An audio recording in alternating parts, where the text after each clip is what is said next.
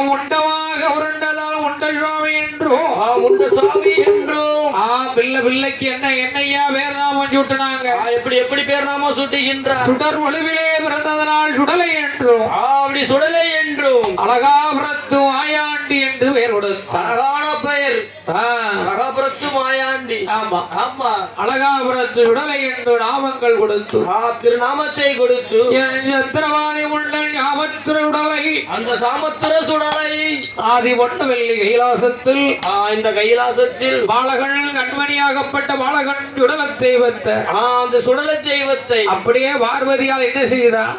என்ன செய்கின்றார்? வாரிகையில் எடுத்தால் வலது கண்டம் முத்தமிட்டார். அந்த வலது கண்ணத்தில் முத்தமிட்டால் ஏந்தி கையில் எடுத்தால் இடது கண்டம் முத்தமிட்டார். இடது கண்ணத்தில் முத்தமிடுகின்றார். மார்போடு மார்பனைத்து வாயாண்டி மதிமுகத்திலே முத்தமிட்டார். மதிமுகத்திலே முத்தமிடுகின்றார். முத்தமிடும் போது என்ன ஆண்டவனுடைய அருளாலையும் சுடலையோட கிருபையினாலையும் பார்வதிக்கு வாழாமிர்தம் ஓடி பச்சை நரம்பு ஓடி வாழாமிர்தம் சுரந்தது என் கண்மணி மாயாண்டி சுடலையை இந்த மாயாண்டி சுடலையை பார்வதியா தொட்டில போட்டு தாளாட்டுதா அழகா தாளாட்டுதா. ஆமா ஆமா, மாயாண்டி சுடலையை நீ செல்லப்பிள்ளை அழகாபுரத்து சுடலையை இந்த அழகாபுரத்து சுடலையை பார்வதியால் சப்பரமணிய ஊஞ்சல் கட்டி சப்பரமணிய ஊஞ்சல் போட்டு அப்படியே தாளாட்டுதா. பார்வதியால் தாளாட்டுதா. ஆமா ஆமா, எப்படி ஆட்டுதா? எப்படி தென்றல் வந்து